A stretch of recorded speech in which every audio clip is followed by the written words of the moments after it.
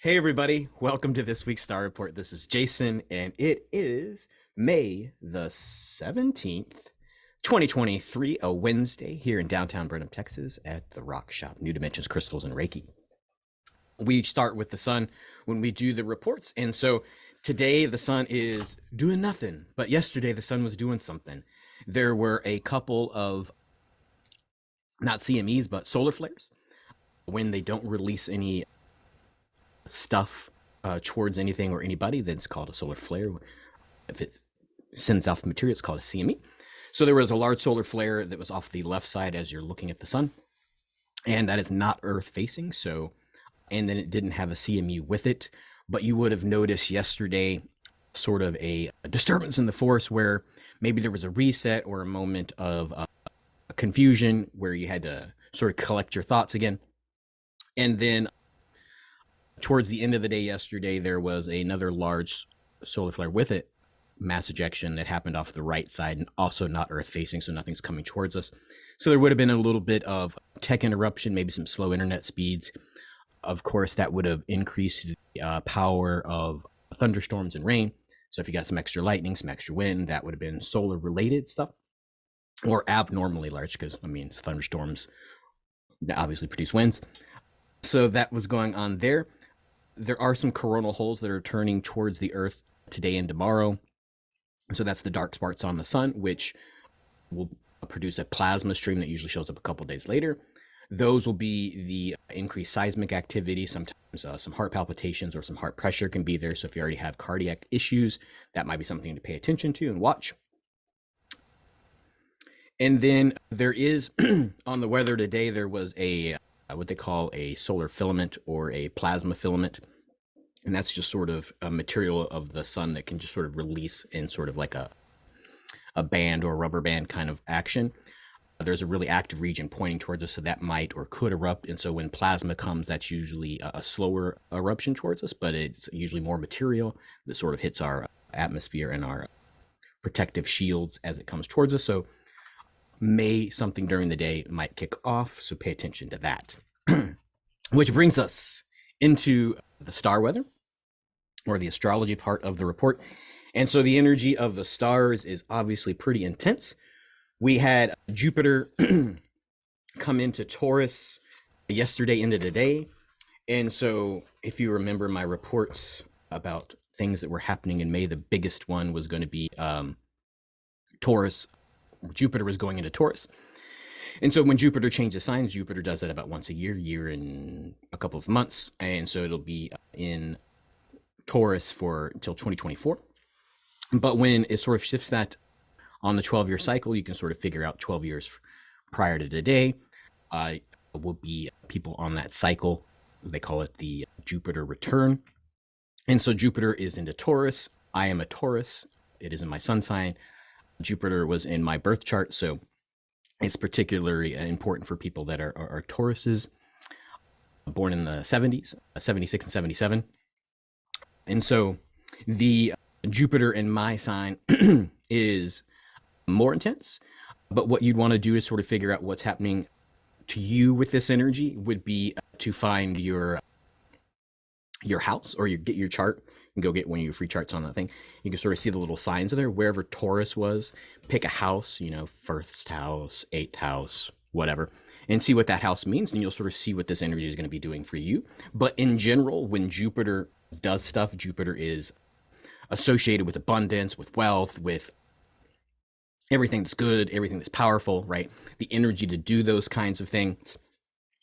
And so it's going to be there for a full year. So this is all that energy that we've been building up with these retrogrades, with these stelliums, with these eclipses, has been sort of building up to, like, what are we creating? So this Jupiter energy is really in Taurus, is an earth sign, right? So it's about manifesting all that heavenly stuff, all that cosmic stuff, all that consciousness of higherness stuff into this reality. And so when we get that sign happening, then this is when we can sort of put everything that we've been working on into happenings, right? And so Jupiter is about growth in finances and money. Sometimes real estate is a good thing. It's associated with diet sometimes. So if you've been thinking about changing your diet, maybe you started to go intermittent fasting, or maybe you're starting with supplementation, things that are making your physical form, right? What we're doing is we're making this body the best instrument that it can be to receive all the good gifts that the stars, the cosmos, source consciousness is giving us. And so upgrade your diet. Maybe if you're thinking about moving or moving to a new location, now's the time. So that's you're right in the window if you're moving or thinking about moving, or even getting into real estate investment, right? The market seems like it's fixing to go down even further with interest rates, yada yada yada. And so there might be some availability for some good deals there, right? And so if you're in it for the long term and you have some spare cash, real estate is a good thing. And so growth is what happens when Jupiter happens, especially into an Earth sign like Taurus. And so the thing to pay attention to is sometimes growth hurts, right? So difficult lessons will be such that you'll learn from them. They'll be ending up good, right? So loss of job, like, oh, I can't believe I lost my job, but all of a sudden it got you your dream job. Business, right? Maybe now's the time to start a business which is oriented in real estate or oriented in health. But also some businesses are learning those lessons of Jupiter, which are it's time for them to end, or they end abruptly. So sort of it's a double-edged sword to pay attention to, but it's also some energy to work with, right? If there happens to be a catastrophic end, look at it as something that is an upgrade and try to learn the lesson from it. And of course, feel the emotions of everything that might go along with that. And of course, be reasonable and pay attention to your responsibilities. But that could be a thing that you should pay attention to. So Jupiter into Taurus is just Wednesday.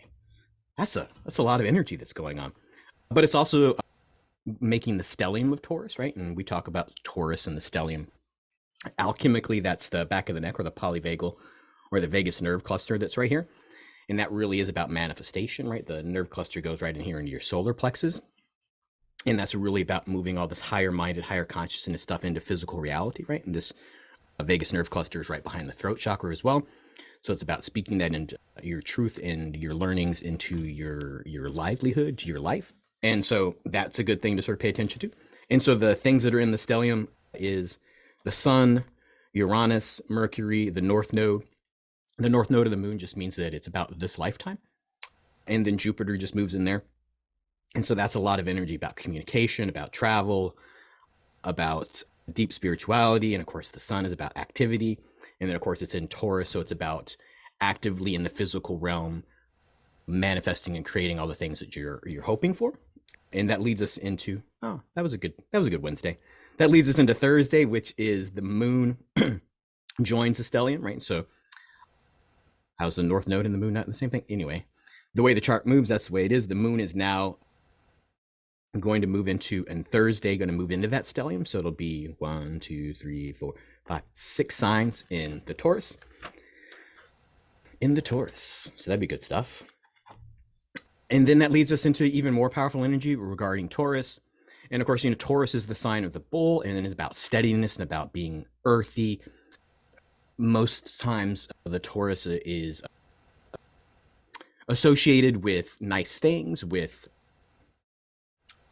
good food, nice clothes, liking to have things taken care of, right? So, getting your hair done, getting a massage, all those kinds of things are really associated with the Taurus. And so Friday, the 19th, we have the new moon, which is called the black moon. It's the third new moon of the season, right? So when you have that many new moons, they name it the black moon. And so the black new moon, which doesn't mean darkness or scariness or anything like that. It just sort of means that's what they named it. And so that new moon in Taurus is going to really sort of lighten or light up, ignite, that's a good word, invigorate, strengthen the stellium because of the new moonness of it all, right? So that's really about newness, restarts. The new moon is beginnings. And so if you're wondering what's a good day to begin, Friday is a good day to begin, especially if you're moving jobs or moving, right? You got to move over the weekend, or you get your last paycheck on Friday. So sort of pay attention to the energy of Friday if you're worried about losing your job, and start maybe considering looking for a new one. The idea that the new moon is in Taurus, though, is really this interesting sort of stability, right? So even though there's this lot of change happening and this is intense energy of you can do it, now's the time. When the moon changes phases so much, right? So the moon is, I don't call it flighty, but the moon is always different because it's going, waxing, waning, full, new, right? And so when it's in a stable sign, like an earth sign, it really sort of makes you sort of feel stable, right? So if you're having issues of everything's just going crazy, this is the calmness that comes around when you're around Taurus people. Sometimes they're unnaturally calm, and sometimes that's annoying. I hear that. I really do.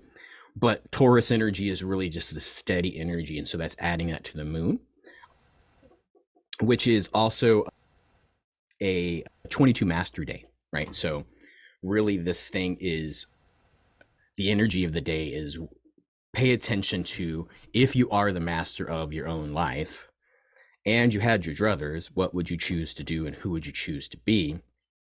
Coupled with all this energy that you've dusted up or been releasing for the most part, right?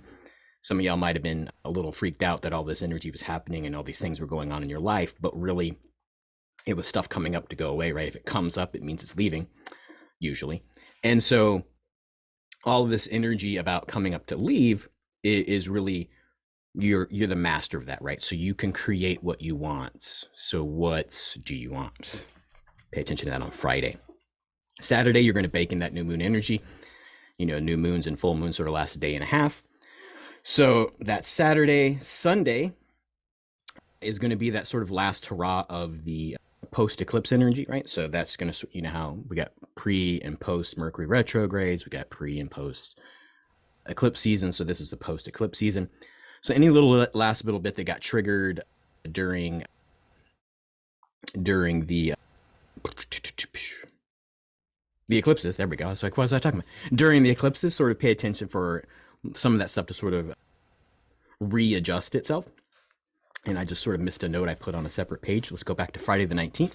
Friday the 19th is also the moon and Pluto are in trine.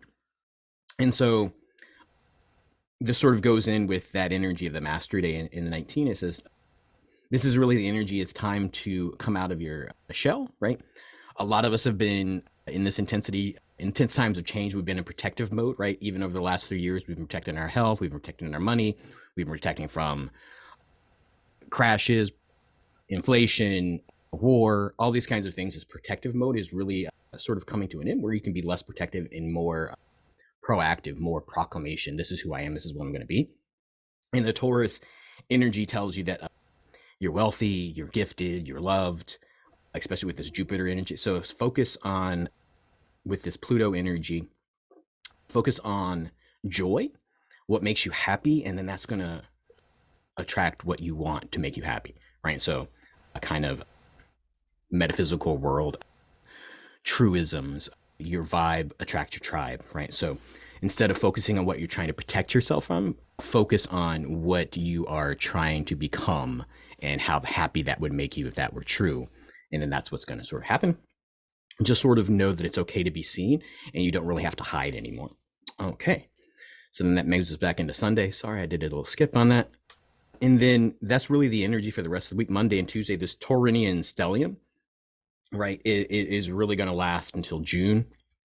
And so sort of pay attention that all of these things, you don't have to do it all in the 1 days that they're happening. You're going to have this energy through the end of the month to really create a space, to create a platform, to create a springboard for you to do all these new things that the retrogrades, that the eclipses have sort of given you the ability or idea that you could be.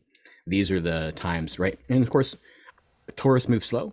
So this is not going to be, I won the lottery and I'm rich. This is going to be, I found out my lottery ticket to make me feel good and a life or a foundation to build from, to be something more or new, right? Or expand what you, if you already love what you do. I mean, this is not for everybody that's just, oh, my life is terrible. This is for people that enjoy their life. This is for you to really go into that next level. Maybe it's you have more employees. Maybe it's you have more free time. Maybe it's you have more money to do more of the work because you just like to work all the time. All those kinds of things are the energy that we could sort of put into this week and then the rest of the month with this Taurus energy. So I think, of course, If you are in the area of Brenham and you would like to sign up and do some energy work to help move you through some of this stuff, definitely go to newdimensionscrystals.com and sign up for one of those sessions.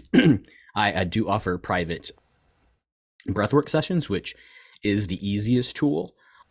Maybe not the easiest session, but it's the easiest tool to sort of take with you and sort of breathe through these changes and shifts in the cosmos. You can also go to newdimensionscrystals.com and do that. We do elemental rhythm breathwork here. You can even go to elementalrhythm.com and check out their stuff. I think I should be on their website as a facilitator. I was just on their social medias, their YouTube channel and whatnot, talking about being a facilitator down here in Texas. So we just do all that stuff right here in studio at the shop, here in the back in our meditation room. And then of course in the treatment room, if you're doing energy work up at the front. And go ahead and if that's calling to you, answer the call. Maybe that's part of doing good things for yourself and helping you move into this new you in this new time through the Taurus energy. Until next time, guys, many blessings.